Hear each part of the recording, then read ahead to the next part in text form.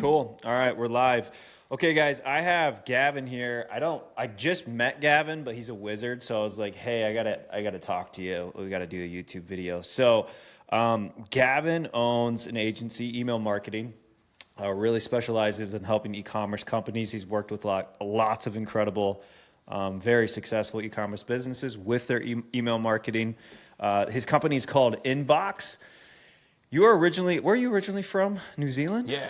So Okay. originally born in the States, but Okay. when I was 7, moved to Spain, lived in Spain for 2 years, and then from Spain to New Zealand. And then I was in New Zealand for 20 odd years and then came over to Mexico, believe it or not. So I'm currently in Mexico, which just allows me to be in between East and West Coast time zones for the US. Yeah. So it's just, yeah. Okay. Well, man, you're well traveled, well cultured. I'm just, a hillbilly out of Fort Wayne, Indiana. So compared to you, I've done some traveling. To Luke. So yeah, Gavin met Luke. Luke's co-founder with me of Grow My Ads, and then Luke's like, you got to talk to this guy. He's a wizard on email marketing stuff. So I just really enjoyed our first conversation. So I know you kind of did a quick intro, but like, tell everyone who you are, and then what your company does, and we'll get into it.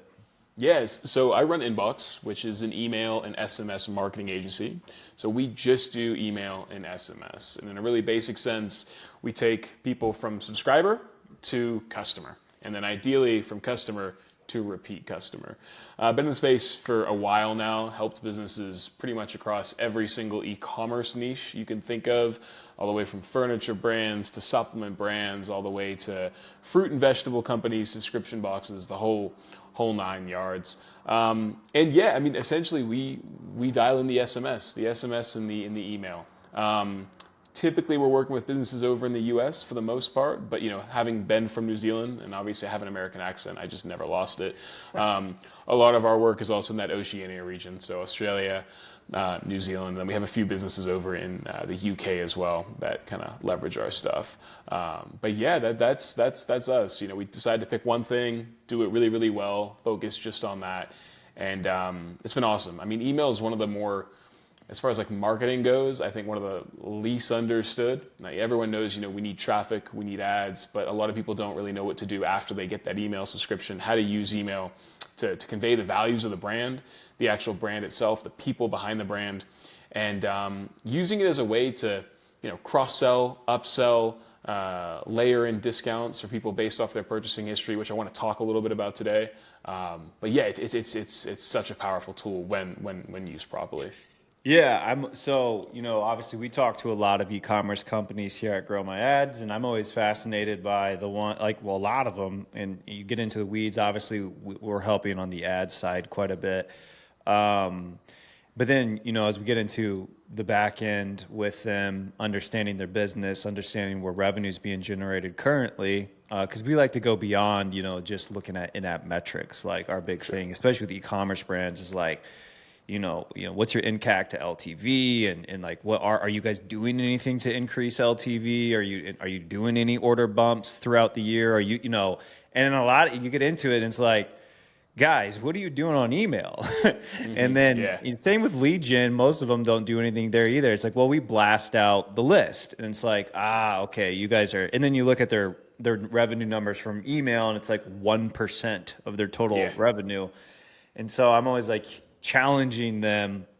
There's so much opportunity there, because like 1% is like nothing. I've talked to massive e-commerce companies, and they'll be doing like 20% from email, and we're talking millions and millions of dollars from that. So and that's not just sending out promos or deal emails. Like they have, they're doing it properly, probably how you do it. So my first question to you, and what I really wanted to pick your brain on, is I know enough to tell people like you should be increasing your email revenue, but I don't run email marketing for e-commerce businesses day to day like you. E-commerce businesses today in 2025, what exactly should they be doing? There is lots of information out there, and you hear about all these like, oh, you should have this flow or that flow. Like ultimately, let's say I'm an e-commerce business today, and all I'm doing is sending a mass email out whenever I feel like it, basically, no rhyme or reason, to my entire list. What would you do with that e-commerce business today? And then like, what are you seeing the most success with in 2025 right now with e-commerce businesses, with the email marketing, SMS campaigns that you're driving for them? Yeah, I think so. The first thing is like, you mentioned before, right? Like in-app attribution or in-app metrics are quite hard to get a gauge on. Attributed revenue with email is like one thing, right? But the biggest metrics you really want to focus on are subscriber to conversion rate and the retention rate. So the first one is how many people you can turn in from a subscriber. So typically for an e-commerce business, it's, hey, sign up at checkout, sign up via a discount code. They make an order, they sign up there too. It's how many of those people you can turn from subscriber into first-time customer. And then after that, it's how you can play around with the retention rate, how many people you can move from one to second, third, fourth, and fifth purchaser, right? Yeah. So for those businesses that, there's with email marketing and SMS as well, there's like two bodies of work that can typically be tackled. The first one is the automations. So creating flows in Klaviyo, which most e-commerce businesses are using, is the automation side. That's creating sequences based off of actions that customers or subscribers trigger. Now, the automations are only going to be talking to your subscribers, right?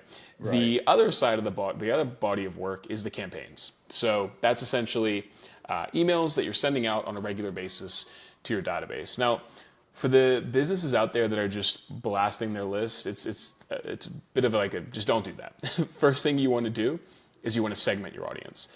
Most businesses, when they get into start playing around with segmentation, are going to segment by engagement, which is important, right? You want to only be sending emails to people who are regularly engaging with your emails, right? So typically that's creating like a 90-day engage segment or 180-day, 120-day engage segment. So would you say though, like don't send emails then to someone who doesn't seem to be engaged at all? You just take them off the list. So, the important caveat to this, right? So for your regular emails, you want to be sending to your engaged segment. For the less engaged portion of your database, you really want to be trying engaging them with more aggressive sales promotions or let's say for Black Friday. When Black Friday rolls around for a lot of people, you want to expand who you define as engaged. So instead of saying 90-day engaged, expand to 360 or anybody who's placed an order in the last 2 years. Because if you're going to try and re-engage people, you have to give them a very compelling reason to be engaged with the emails. Typically, that's a product release, product restock, or a sale-focused email. Now, here's my question. Is that because the fact that if your open rate is a certain percent, like low, then you can be deemed as like a spammy sort of emailer? For sure. Is that what it is? It is. It's deliverability, right? And so how deliverability works is every email address that's sending emails. So, for example, my company, inbox.co.nz, my domain has a reputation. The way that reputation is influenced is based on how people are interacting with the emails that I'm sending. So if I'm sending to my engaged subset of my audience, my open rates and my click rates are going to be higher. What that does is it tells people, or rather Gmail, Hotmail, Outlook, people are engaging with my emails, which means they deserve a position in other people's folders. Because how Gmail operates is it takes your reputation based off how people are interacting it, and it tells everybody else who has a Gmail account what that reputation is, right? Right. So if I have a Gmail and I mark your email as spam, and then you also have a Gmail, Gmail is going to look at my interaction with the email and label it the same way for you, right? So you only want to be sending to the engaged segment to ensure that deliverability goes up. Now, you can, when your sales come around, expand the definition, get lower engagement rates, but you're leveraging the goodwill, essentially, that you've built up previously from the engaged emails that you've sent to then go into like the rest of the database. So you don't want to send all the time to that. You want to imagine it's like cash in the bank. You send emails to engage segment, you're building up your cash, then you can spend that reputation a little bit to then reach out to other people that are less engaged. So, okay, but how long does that take? Let's say you're an established business, you send lots of emails already, or you've started. Let's say in the last year, hey, I've been sending to an engaged list predominantly. I'm green on all of the, spam checks. Yeah, for And sure. can I open this up? Because like I do, like I look at like a Lululemon or something. Like we're talking massive company, right? Sure. They blast so many emails, and I Yeah. always wonder. I'm like, I wonder how sophisticated they truly are. I'm sure they do, right? They probably have an Yeah. entire floor in a city somewhere where it's just email people like yourself. But I'm like, I wonder they've got to be just blasting because they have so many emails. Are they really chopping it up to this like, hey, let's scrub the list? Like here at Grow My Ads, because we're very cautious about getting on a blacklist. Yeah. And email is not like super massive for us. And we're obviously not an e-commerce business, but we scrub our list all the time. So like our open rate is over 50%. And Sure. it's because we've taken, 10,000 down to 3 because we just get rid of anyone who hasn't engaged in X amount of time. But I'm like, when I look at like a Lululemon or like some of these massive retailers, to me, I'm like, man, it really does look like they're just like machine gunning emails out. Yeah, I mean, I would say for a company like that, they probably have their own separate infrastructure in the whole back end that Ah, allows them to okay. do You're things that probably like, right. Yeah. you know, like for these companies, they're doing, probably hundreds of millions, in a short window of time. They can afford to have like these whole separate systems. But like for the most part, for businesses, they're doing like under $50 million a year in revenue. The strategy really is for sure clean your list, of course. And there's automations. Like if you just Google Sunset Flow, and in the show notes, you're gonna have I'll have a document for everybody that highlights all the automations that can take somebody from being unengaged to trying to re-engage them. And if they don't re-engage, you suppress them. I mean, listen, All right. it really comes down to like your appetite for like we've just got a client on board who has customers from the last 7 years, right? And so we're running a campaign where we're trying to re-engage as many of those people as possible. If they don't engage with the campaign that we're sending, which is a sale-focused email, we are then going to suppress them. But we're going to try and re-engage them first, right? If they don't engage, get rid of them.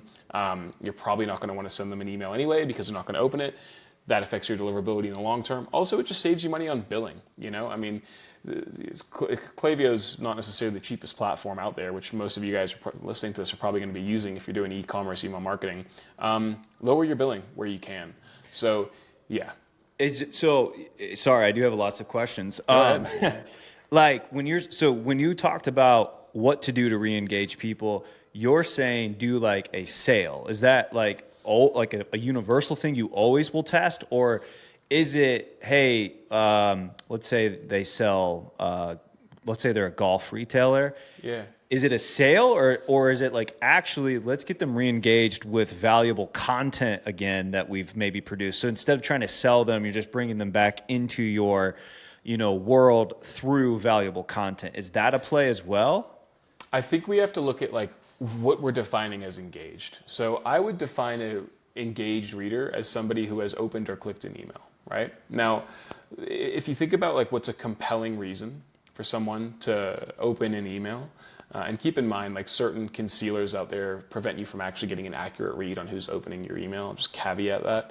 But if you think of like a reason as to, if I'm on a golf list, I'm probably someone who has demonstrated interest in golf. If we're selling physical products here, the most engaging or the most compelling piece of content for me to open, which is what we're defining as engaged right here, is going to be something that helps me save money or has a compelling offer.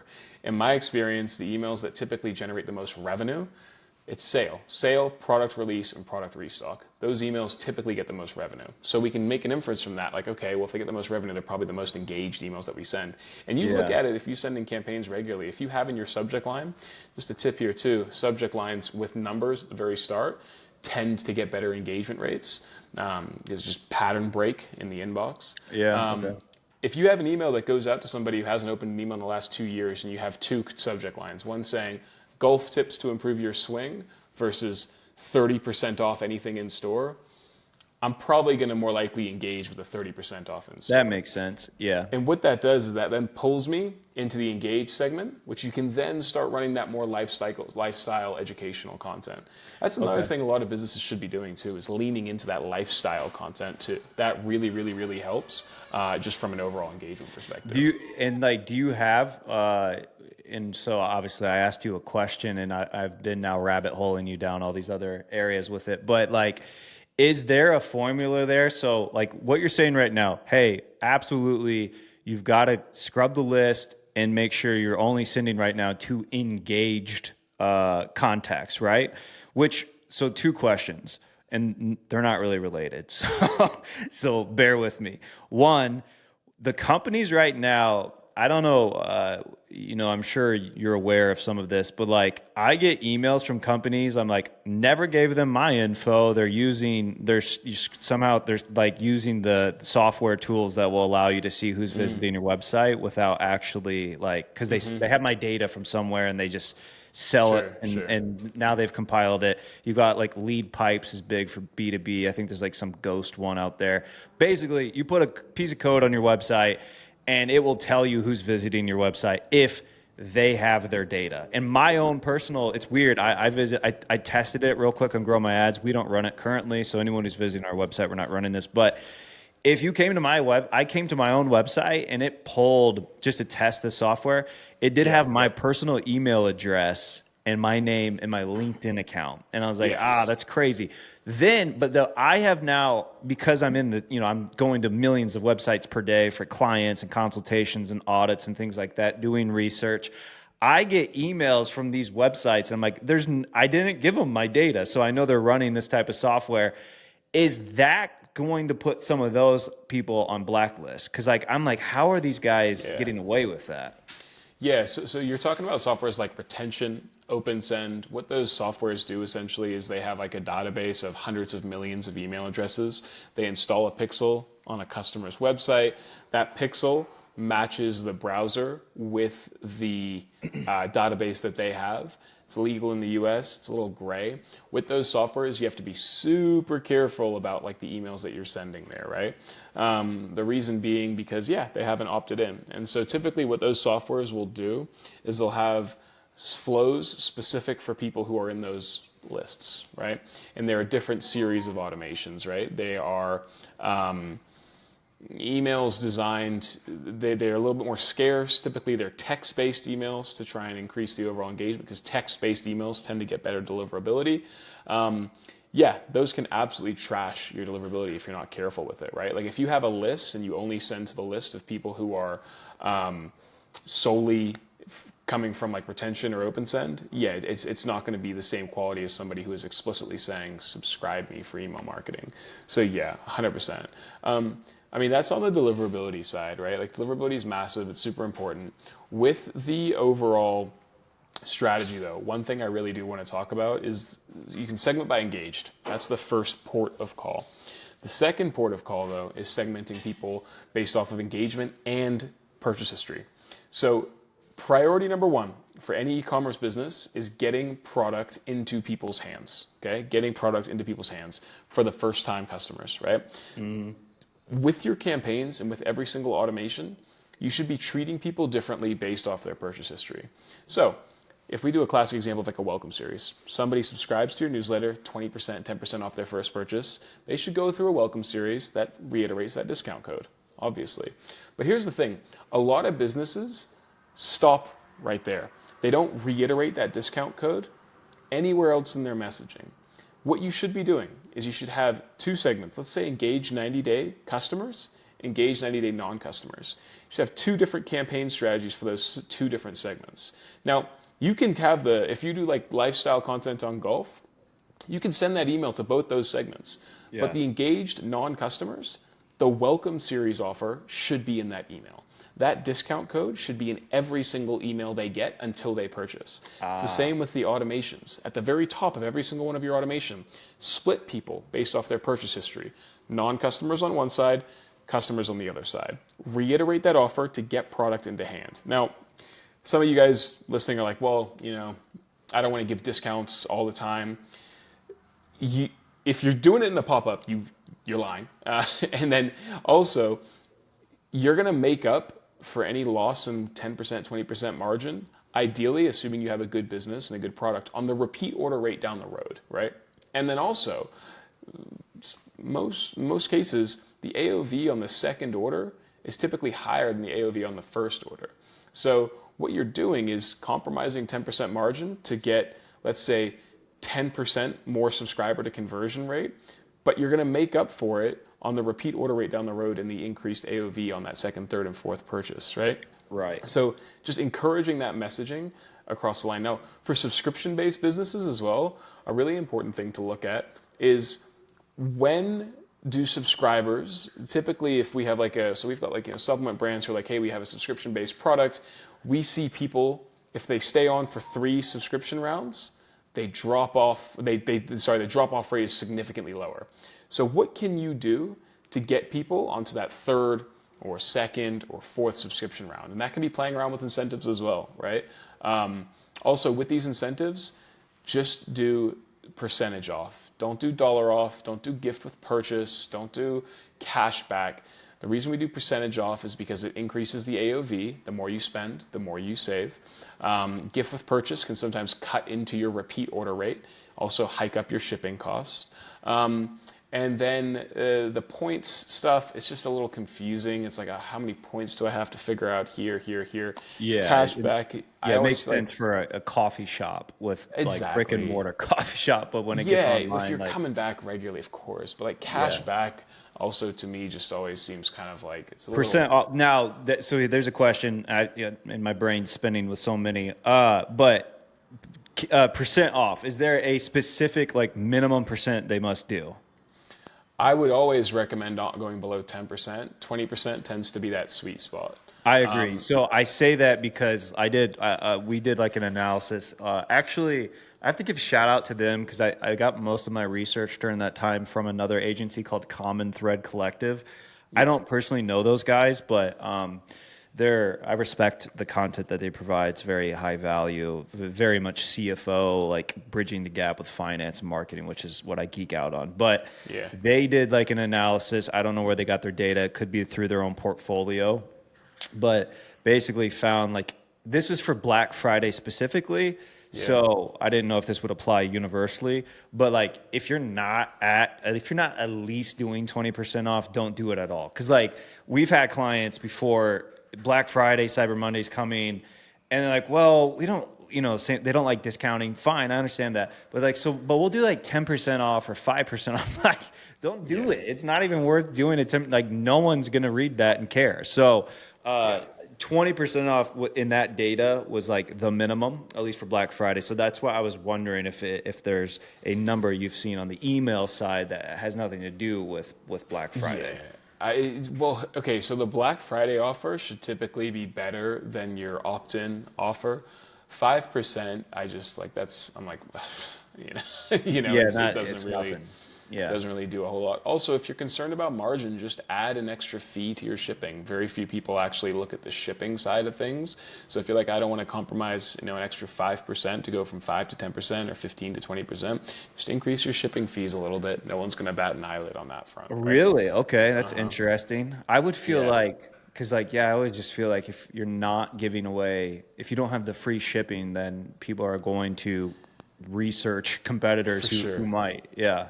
For sure. And here's the other thing too. If within the welcome series, this is a really important thing, roughly 90% of your purchases are going to come within the first 3 days of somebody opting into your email marketing, right? So if people are purchasing when they subscribe to email marketing, it's going to be about a 3-day period. 90% of the purchases that are going to happen in that first 3-day window, which is why it's so important in the welcome series to actually make it quite intense in those first 3 days, even 5 days, to be honest. Like we have pretty much standard operating procedure for us. First email that we send gives them the discount code. Note, if you have a sign-up form and you're giving them a discount code, give them the discount code on the sign-up form. This old school thinking was force them into the email to interact with the email to get the discount code, which yes, improves your deliverability a little bit, but it also causes the on-site conversion rate to drop because you're actually forcing somebody off of your website to get distracted, open their inbox, to then use a discount. It doesn't make any sense. Make sure the discount code's on the sign-up form. Auto-apply the discount code at checkout, by the way. If you're using Shopify, you can do that. Just URL/discount/enter the code. Boom, takes you straight to the thing and it auto-applies it. In the first three days, just hit the emails as much as you can. We do email 1 immediately, email 2 12 hours later, reiterating the discount code, another email 24 hours later. We do not see an increase in spam or unsubscribe rates. when we increase the amount of emails that we're sending in that window of time. And if you think about it from a customer perspective, the typical customer journey is this: goes onto your website, finds a product, subscribes for the discount code, goes onto Amazon, see if they can find it cheaper, check out your competitors, see if they can find a cheaper alternative. The brand that's going to win in e-commerce for the most part is largely pretty homogenized, right? Like there's a lot of like for like products out there. The brand that's going to win is the brand that, if we're doing two products that are relatively similar, is the brand that reiterates their offer more to the person compared to the other brand, right? Like if we have two brands side by side and I send them a discount code and I reiterate that discount code 4 times in that 3-day buying window, and the other brand, similar offer, similar discount, reiterates it once, who do you think is going to win, right? Yeah. It's going to be the brand that's reiterating offer. Yeah, so to go back, so you said split between purchasers and non, right, on that list. The non-purchasers are going to get the continued welcome sort of discount, like first-time purchaser discount. Always put that in front of their face. For every email they're getting, they're like, you're just repositioning, hey, you know, first order, first-time customers, 30% off, 20%, whatever the number is, right? But then obviously someone who's already bought from you, they're not seeing that. That's not baked into that email. Now, Correct. Few things. One, is there a like formula, or is there a certain sort of split between what you like to see companies doing in regards to continued just sending discount emails versus, hey, you're hitting them with nothing but discounts and no value. You're never ever like providing just like cool content or value in regards to whatever industry they serve. Because like I have worked with companies who were pigeonholed into becoming a discount company. They're like, no one buys from us until we run a sale. And it's like, because they literally were always running sales and they got addicted to revenue bumps every time they ran the sale. Now they ran the sale to their entire list. So this was a small, just few $1 million company, but they got stuck. And it was like, they felt like we can never stop running sales, and then costs went up and their margin was being squeezed, but they can only get sales when they're running and literally their list was just accustomed to like, why would I go on their website and buy this product right now when next week they're going to run some stupid sort of like another promo, like, you know, Taco Tuesday, 20%. Like they were always doing some stupid stuff and they just got stuck in that. And so is there like, when you're working with companies and auditing what they're doing, if they're running no value in regards to the emails and it's just promotional, is that an issue? And if it is an issue, is there sort of like a sort of percent or a formula that you guys operate off? Like, hey, you should, for every discount email, you send one value email or something like, or testimonial or whatever it may be. Yeah, I mean, I think people should always be scarce with the sales that they're running, for sure. You know, when it comes to the lifestyle content, I mean, God, if we're looking at a campaign content calendar of like 10 emails in a given month, which is pretty small, you know, you want at least 6 of those, in my opinion, to be like lifestyle focused content. Now, So keep in mind, okay, 60% in that case then is Yeah. more geared towards not pushing a promo. You're just providing Correct. value. I would even say also that doesn't mean 40% is promo. It means 40% leaves us for product focus, product release, and then maybe a sale email there as well. Yeah. Right? Okay. I'll speak to 2 things really quickly on that. So number 1, lifestyle content. What does that actually look like? People need to lean more into the founder-led aspect of their brands. Actually put like a person and people to the business. Like in our post-purchase sequences, when somebody places an order, we're sending plain text emails from the team or from a founder saying, hey, thank you so much for your support of our business. I think a lot of people get misconstrued with like what brand means. And really for brands doing under $50 million a year, they need to lean more into the human angle. People care more about the people behind the brand at that smaller company level than they do about the business per se. I think like, you know, the true power of brand is if there's an established secondary market for your product. I buy a Pokemon card, there's a secondary market for that Pokemon card. Most businesses don't really have that, right? So what does that look like? It looks like, back to the golf analogy, 5 tips from Gavin on how to improve your golf swing. Hi, it's me, Gavin. Photo of me in the email. 5 tips, right? Actually value-led emails that then when you have like an engaged audience, you can leverage that engaged audience to then dovetail into the more product sales focused stuff. So Yeah, there's, interesting. that's the lifestyle focus things really. I mean, that should be done. Also, we talked a little bit about sales. Just like we're talking about splitting people based off of purchasing behavior, so non-customers and customers, we do this pretty regularly for Black Friday, where we'll actually take an audience. Let's say there's 100,000 people in a database, right? We'll split it by customer, single-time customer, sorry, non-customer, so subscriber, first-time customer, second, third, and fourth, and then just, advocate, right? We actually give different discounts to those different audiences based off their purchasing behavior. And it's actually, what we'll do is we'll give our most aggressive discounts to people who haven't purchased a whole lot and our least aggressive to people who probably don't need it. If someone's bought 5 times from us, they're not going to need your 50% off coupon. They're probably going to need a 10, 20% off discount. What that allows us to do is take an existing content calendar for Black Friday, and everyone seems to homogenize their Black Friday sales where it's 50% off for everybody in store, make a lot of revenue, but the profit's thin. So what our strategy does is exact same sale, different discounts for different purchasers. And what that does is it allows us to make the same amount of revenue with a better profit margin. How do you line that up? Because I'm on the ad side. So how do you line that up with then their ads? Because it gets really difficult when the clients are like, well, we've got 20% off for this group and I'm like, there's no way your 20% off people aren't going to see the 50% off sale. Like it's very hard, especially with lists today and with how ads are being ran and everything else. It's very hard to try to hide certain things from certain audiences that are on your list. So your lowest discount that you're giving has to be the discount that you're giving on the ad side. So if you're running 20% off your ads, that's going to be your lowest discount that you offer from a Black Friday perspective. The highest discount is going to be the one that people don't see on the ad side of things. So if you're doing a Black Friday sale 20% off, cool, run that. But then for people who've never purchased before, bump that discount up to 30%. Makes right? sense. You don't want to cheat people.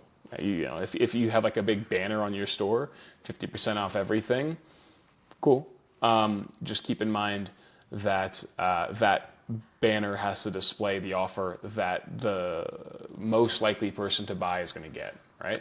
Does that make sense? Yeah, no, that's exactly what we tell them is you have to then roll with one number you're cool with, which is obviously usually going to be the lowest because then, but it's got to be, so 20, usually we're going to tell them 20% should be that's the minimum. So if you want to get 50% off to people who have been lapsed for, a year, cool, do what you do there, but we can't just specifically hide everything. If you're trying to run 50 here, 20 here, 30 here, well then on the ad side, you got to stick with a number that you're comfortable with other people seeing, not something you would be hiding from someone. Usually it's fine because the number they would be trying to hide, the 50% off, is someone who hasn't usually purchased from them in a long time, at least on that email side of things. So it's not normally a big issue, but when people are trying to slice and dice certain deals for certain audiences on the advertising side, we're always it gets very difficult because they're going to see it one way or another. So roll with a number that makes sense. So I know just be cautious on time because I know you got to hop off here soon. What I'm hearing from you is hey, you've got to have a list that is clean, right? So if you haven't scrubbed that list, scrub it. And it's got to be engaged people. And by that, usually I kept hearing 90 days is sort of a list that you're really rolling with. If it comes to big sales like Black Friday, you may expand that list out to a further time frame. But 90 engaged is something that you're always hitting. You must segment your purchasers from non-purchasers. Non-purchasers should absolutely be seeing the new customer promo code always. For every email they get, you're always putting that in front of their face. They don't see it once and it stops, but you're still emailing them, and then never again do they realize, oh yeah, I forgot there's a 25% off new customer order and I haven't ordered from this company yet. So you're always putting that back in front of them. Then it sounds like, hey, if you're sending 10 emails a month, lean into lifestyle content, lean into providing value. Don't send just 10 blasted, sales. Like, sales trickle in, but lean into the lifestyle stuff. Then you're doing some product focused stuff. Then you're also doing some sales stuff, but don't like just try to do 100% sales from your emails. Correct. Anything else that I missed there? Obviously, you are segmenting based off of the engagement, and then you're running the flows too. Any sort of flows for like new customers or new subscribers, trying to get them into customers, and then based off of behavior, I'm sure it gets even further, like more complex cart abanders, things like that, right? Yeah, I mean, just rule of thumb: treat subscribers and customers differently. That's like the easiest way to like really split this down. And And you can subscribers get must turn into customers. That's the goal. You're trying to bingo. up level them. Yeah. Yeah. Getting product into hand is key. Okay, and so pretty easy, right? Once you think about it, but it's not, because most companies don't deploy it. So where can where can where can people find you? Where can e-commerce businesses who are watching this and like, wow, I would love to maybe get some help from Gavin and his team? What do you offer? Do you like do a free audit or anything for those type of companies? And then where can they find you and learn more from you? For sure. So, I mean, if you just look up Gavin Hewitson on YouTube, I'll be there. Across LinkedIn, I'm across Twitter. We're doing some stuff on Instagram and TikTok. Website, inbox. This should all be in the show notes as well. And there's some cool resources that I'm going to give away too. So some editable email templates down there, some flow outlines too. So the automations to show you exactly what these automations can look like. Whole bunch of cool stuff there. But yeah, honestly, like if you search up Gavin Hewitson email marketing, I'll pop up right over there. Bunch of good content out there And too. do you offer any sort of like audits for companies? Like, what's the For first step sure. if they're interested in having that done? Yeah, absolutely. So if you want to have a chat, book a call with me. Step one is going to be, me figuring out exactly what your business does, where you guys are falling short. We'll jump into your account, put together a little bit of a roadmap for you, show you where things can be improved, and that's no charge, of course. And then from there, if you do want us to implement it, awesome. Let's chat. At the very least, you'll get a bit of an outline in terms of what can be improved, and then run it yourself if you wish as well. Excellent. Okay, Gavin, I appreciate you coming on, man, and telling us more. I will have all of your contact info, the free resources Gavin mentioned. All of that will be in the description of this video, so you'll be able to easily find it. We've got to talk more. By the way, we're going to. So if you're not a part of PPC Copilot, my school group where I do Q&As and ongoing trainings, go check that out. Again, it's called PPC Copilot. The link to that group will be in the description of this video as well. Gavin and I are going to do further training because I want to also have some email training that he's doing. I want to put that in that group for the ongoing training piece. So go join if you're interested in getting further sort of email marketing training that Gavin and I are going to be doing here probably in the next couple weeks. I don't know exactly when it'll be live, but we'll be doing the actual content recording stuff, having this conversation with more practical, easy stuff for our community to go through with their own businesses or with their own clients, maybe. That will be in PPC Copilot coming up too. But otherwise, I'd love to maybe do this again with you sometime for the YouTube channel as well and dive further into, because I know I get so many questions on email stuff. I'm like, all right, maybe we can bring Gavin back on then and get a little more in the weeds of some of the email stuff versus just here's what you absolutely should be doing right now. Then going into, once you're doing that, these are the next complicated, in the weeds, more complex stuff. So Gavin, I appreciate you being on. Again, I'll have everything that you've mentioned resource wise and contact info in the description. Anything else? That's me. No, thank you for having me. Yeah, excellent. All right, appreciate it, Gavin. We'll see you, man. Cool. Catch you. Bye.